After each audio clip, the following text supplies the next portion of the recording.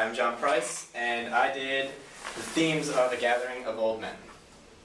There are four main themes in the book. The first one, the main one, is masculinity, and the second one is a status change of the blacks by views of the white. The third one is integration. It's when just the blacks integrating into the white community throughout the book. And the fourth one is a lesser known theme, but it's profound throughout the entire book. It's a remembrance of the quarters at the moment of their change, and I'll go more into detail about that later.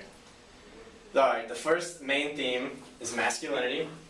It's shown through the standing of the old men.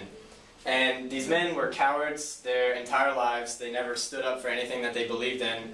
And in this book, they finally all band together and just kind of mature into men from, I guess, the boys that they were before. Each man had a different reason to stand up, and here's just a couple examples. Johnny Paul gave a really long talk about the changing times and how the past used to be and then how it is now. Coot he probably wears his World War I uniform because they would never let him put it on after the war, and they wouldn't recognize him as a soldier that fought for the country in the war. Tucker talks of his brother Silas, who was beat to death by the whites because he used his mules and he was able to actually beat a tractor, which is a sign of white oppression. He was able to beat a tractor in a competition, and they beat him with sugar cane, which is throughout the story another symbol of white oppression. And Gable's son was electrocuted for allegedly raping a white girl, which he actually didn't do, but the community didn't care because he was a black.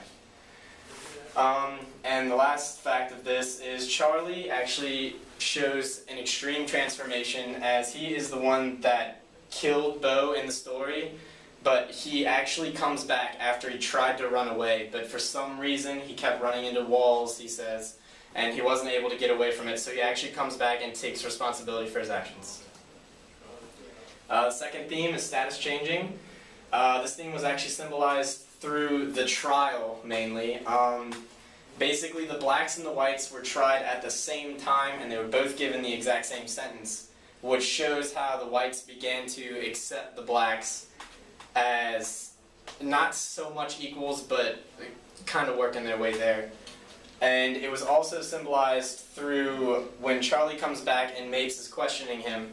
Charlie asks to be referred to as Mr. Biggs, and Mapes actually obliges, and it even says in the book that he meant it when he said it.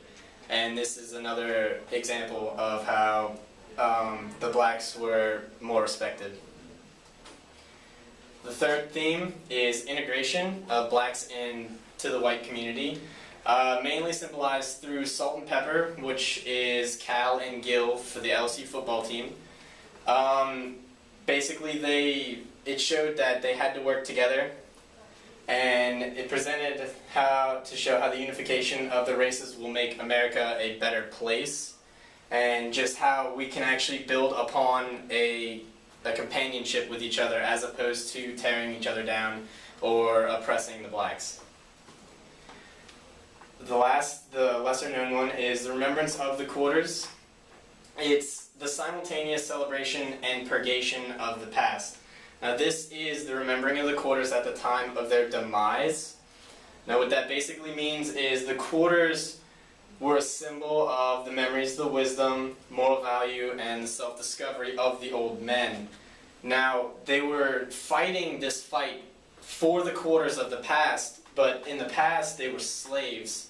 And in the future they're trying to change that, but they're still fighting for the past, which is just kind of a profound theme throughout the entire story.